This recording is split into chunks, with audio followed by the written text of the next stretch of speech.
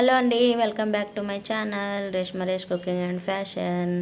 తక్కువ టైంలో మంచిగా టేస్టీగా ఎగ్ బిర్యానీ ఎలా చేయాలో చూపిస్తాను.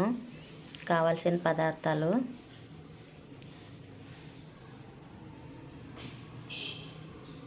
స్టవ్ ఆన్ చేసి బాండి పెట్టుకోవాలి.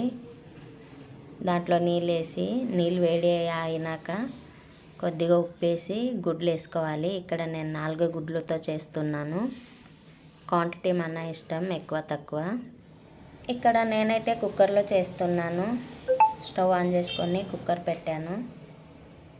కుక్కర్ పెట్టుకొని దీంట్లోకి ఆయిల్ వేసుకోవాలి.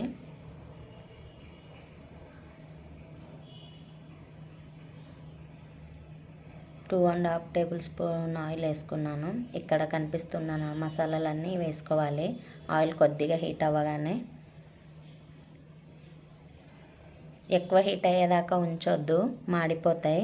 కొంచెం లైట్గా హీట్ అవ్వగానే వేసేయాలి. అవి కొంచెం లైట్గా మగ్గగానే ఉల్లిగడ్డ వేసుకోవాలి. ఒక ఉల్లిగడ్డ ఇట్లా పొడవుగా కట్ చేసుకొని మంచిగా కలుపుకొని మంచి రంగు వచ్చే వరకు వేపుకోవాలి.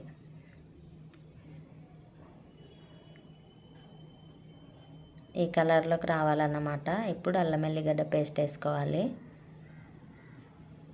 2 టీ స్పూన్ వేసాను.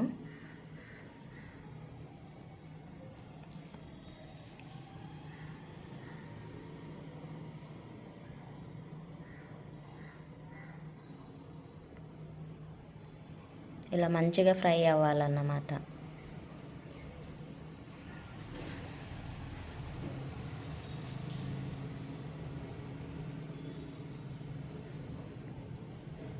ఒక్క ఆలుగడ్డ మంచిగా కడిగి కట్ చేసి ఇట్లా వేసేస్తున్నాను, పీల్ తీయకుండానే. కావాలంటే పీల్ తీసి కూడా వేసుకోవచ్చు, బాగుంటుంది టేస్ట్.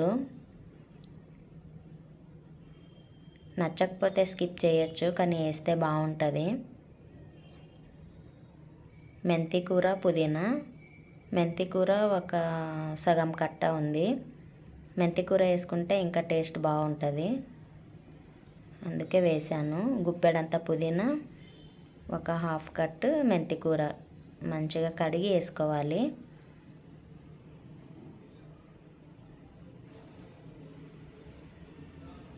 ఆలు వల్ల స్పెషల్ టేస్ట్ వస్తుంది.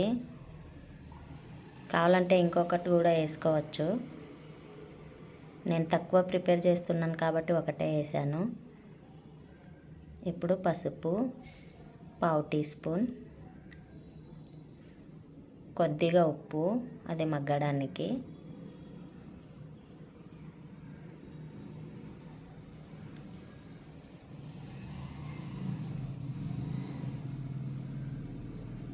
ఇప్పుడు టమాటాలు వేసుకోవాలి. 2 టమాటాలు మీడియం సైజువి. ఇవన్నీ ముందే కట్ చేసి పెట్టుకోవాలి. గుడ్లు ఉడికేలోపు తొందరగా అయిపోతుంది, మనకు ఎక్కువ టైం పట్టదు. చూసారా, ఇలా మగ్గాలి.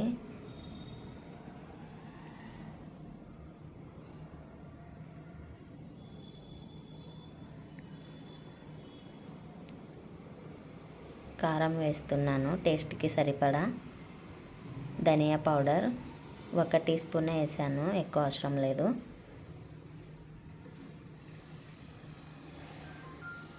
చాలా మంచి వాసన వస్తుంది కలుపుతుంటేనే. పెరుగు వేస్తున్నాను కొద్దిగా గ్రేవీకి. మంట తక్కువ పెట్టుకోవాలి పెరుగు వేసేటప్పుడు, కారం అన్నీ వేసేటప్పుడు. ఇప్పుడు బాగా కలుపుకోవాలి.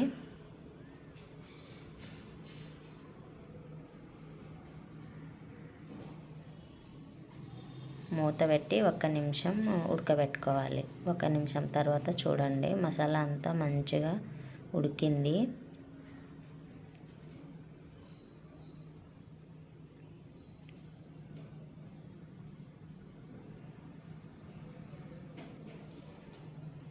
ఇప్పుడు నీళ్ళు వేస్తున్నాను.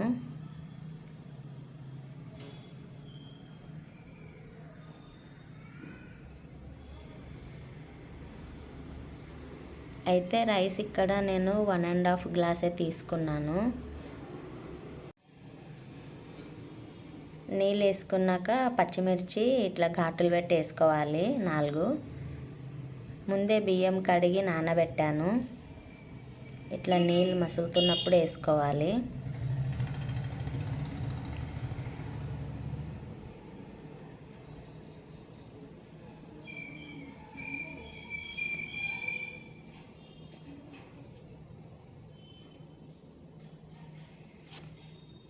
వన్ గ్లాస్కి 1.5 గ్లాస్ వాటర్ వేస్తారు కదా బాస్మతి రైస్కి. కానీ ఇవి పాత బియ్యం ఉండే, నేను కొన్ని ఎక్కువనే వేసాను వాటరు. దాన్ని బట్టి మీరు అడ్జస్ట్ చేసుకోవచ్చు.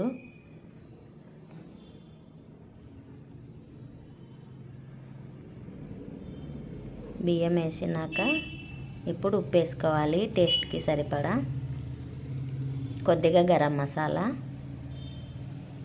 అంతా మంచిగా కలుపుకోవాలి.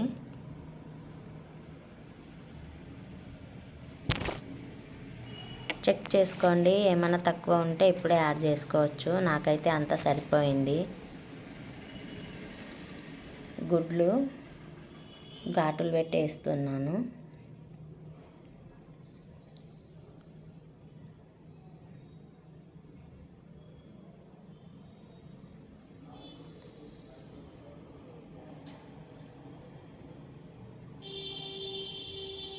ఇప్పుడు కొత్తిమీర కడిగి వేస్తున్నాను. కడిగి వేసుకోవాలి. ఒక చెక్క నిమ్మరసం పిండుతున్నాను, బాగుంటుంది టేస్ట్. ఇప్పుడు కుక్కర్ పెట్టేసేయాలి, విజిల్ పెట్టాలి. మా కుక్కర్లో అయితే ఒక విజిల్కి అవుతుంది. ఒక్క విజిల్ రాగానే సిమ్లో పెట్టి 1 నిమిషం అట్లనే పెడతాను, స్టవ్ ఆఫ్ చేయకుండా.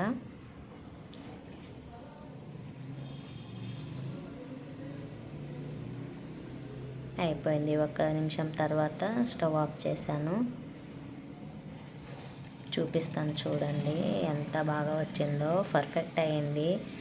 రైస్ మెత్తగా, అంత మెత్తగా కాలేదు, అలానే పొడి పొడిగా మరీ గట్టిగా లేదు. పర్ఫెక్ట్. మనం ఏం చేసినా హిట్టే అవుతుంది. ఇట్లాంటి రైస్ ఐటెంలు అయితే చాలా బాగా కుదురుతాయి. కుక్కర్లో అయితే ఇంకా ఎక్సలెంట్. ఒక్కసారి ట్రై చేయండి, స్పెషల్గా తిన్నామన్న ఫీల్ ఉంటుంది. టేస్ట్ అయితే ఎక్సలెంట్ ఉంటుంది. చూశారు కదా ఎంత బాగుందో. తింటే కూడా సూపర్ ఉంటుంది. ఆలు అయితే సాఫ్ట్గా ఎంత బాగా ఉడికిందో.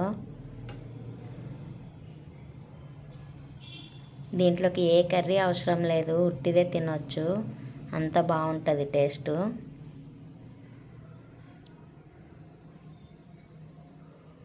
మీరు కూడా ట్రై చేయండి.